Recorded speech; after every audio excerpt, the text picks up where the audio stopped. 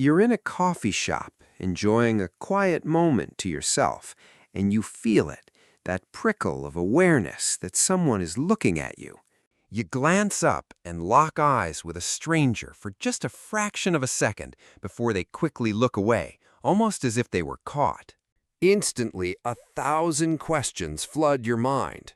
Was that a look of judgment? Was it random? Or was it something else entirely? Is there something on your face, or is your shirt on backwards? That split-second interaction can sometimes leave a residue of awkwardness and self-consciousness for the rest of your day. If you've ever felt that small sting of social anxiety, you've come to the right place. Because today, we are going to definitively answer the question, why do people look at you and then quickly look away? If you've ever spiraled into overthinking from a simple glance, I want you to know that you are not alone. That feeling isn't a sign you're broken. It's a sign you're human. This tiny social interaction is one of the most common sources of low-grade anxiety in our modern world. But the good news is, it's almost never what you think it is. In this video, we're going to break down the psychology using a simple 3-part framework to finally demystify this experience. We'll explore the innocent glance, the social signal, and finally, the perceiver's bias. But there's one key cognitive bias that fuels our anxiety in these moments more than any other. We'll reveal what that is and how to fight it later in the video. Let's start with the most common and reassuring reason of all, the innocent glance. This category covers the vast majority of these interactions, and it boils down to a simple truth. It has absolutely nothing to do with you. One primary cause is our brain's passive monitoring system. Think of your brain like a radar system, constantly and unconsciously scanning the environment for threats or points of interest. When you're in a public space, other people are part of that environment. Their eyes might land on you for a moment, not because they are evaluating you, but because you are simply a data point in their visual field. The act of looking away is their brain simply concluding, not a threat, not a friend, not relevant, and moving on to the next data point. It's as impersonal as their eyes scanning past a chair or a houseplant. Another major factor is that people are simply lost in thought. Imagine you're in that coffee shop, but you're actually thinking about a work deadline or what you need to buy at the grocery store. Your eyes might fix on a point in the distance, a 1,000-yard stare, and a person might just happen to be sitting at that point. When they snap out of their daydream and realize their eyes are fixed on a stranger, the automatic social reflex is to look away out of politeness. They aren't rejecting you. They are trying not to make you feel uncomfortable. Think about the last time you zoned out in public. Were you judging the person you happened to be looking at? Probably not, so give yourself that same grace. This also happens when someone is scanning a crowd for a friend. Their eyes will briefly land on dozens of faces in a search pattern. Each glance away isn't a rejection, it's a confirmation that you are not the person they're looking for. So we've covered the innocent reasons, which account for the vast majority of cases.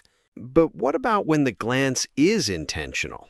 It's still not what you think, and we'll break down that social code in the next section. This brings us to our second category, the social signal.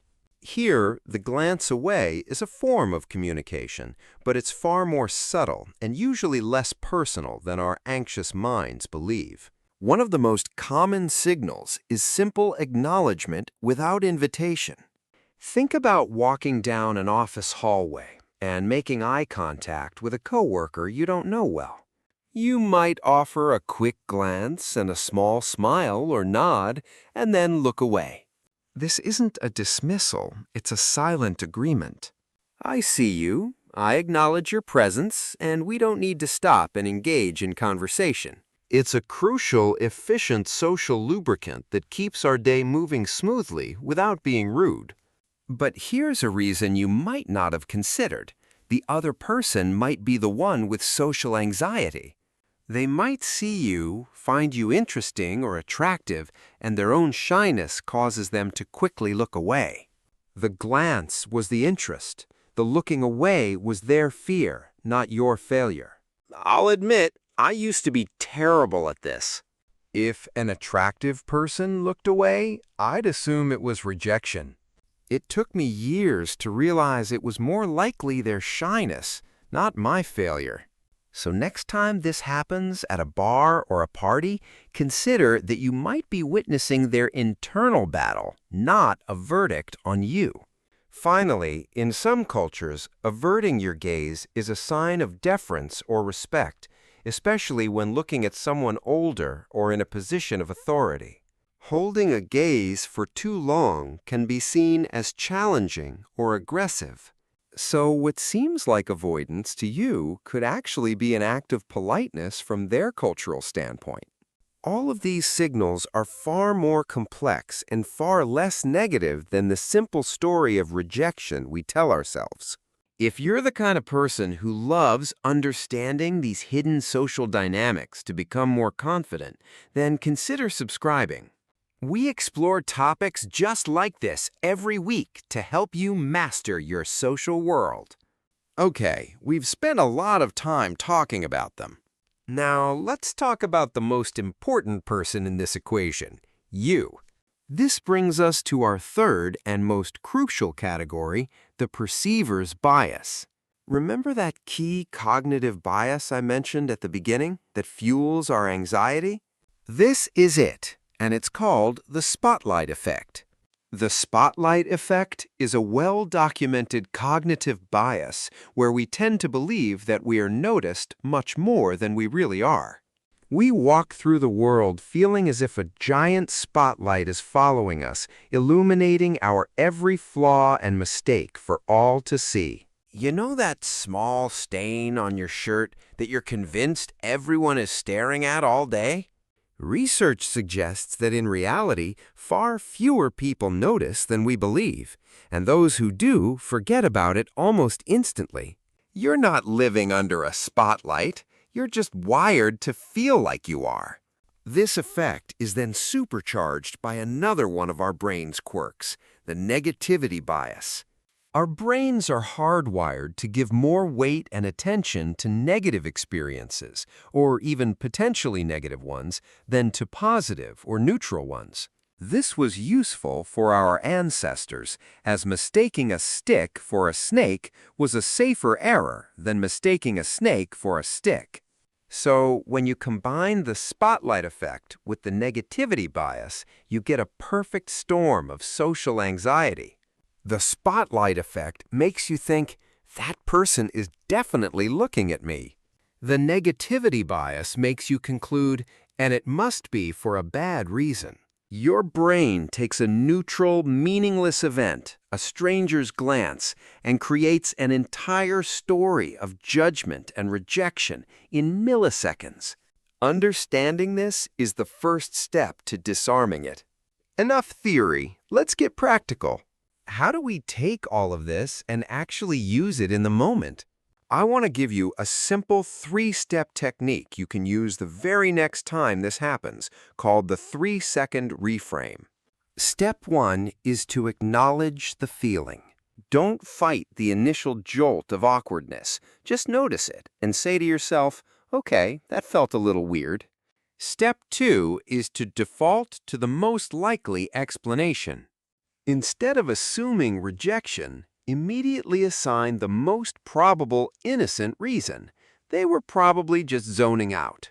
This is where you must remember to not assign a motive to a moment. Step 3 is to refocus your attention outward. Intentionally shift your focus back to your coffee, your book, the music, or the friend you're with. This breaks the internal spiral and tells your brain the event is over and not worth more energy. So, let's bring it all together. That awkward feeling you get from a stranger's glance is real, but the story you tell yourself about it is often fiction. We learned that most of the time it's just an innocent glance, a brain on autopilot. Sometimes it's a social signal, a subtle form of communication that is rarely about rejection. And most importantly, we learned that our own perceiver's bias, thanks to the spotlight effect and negativity bias, is the real villain of the story. A stranger's glance is a reflection of their world, not a judgment of yours. The real power is not just knowing this intellectually, but starting to feel it emotionally. Stop being a detective of social cues and start being the architect of your own confidence. Thank you so much for watching. If you found this helpful, a like and a subscribe would be amazing. You can also check out another one of our videos on social confidence right here.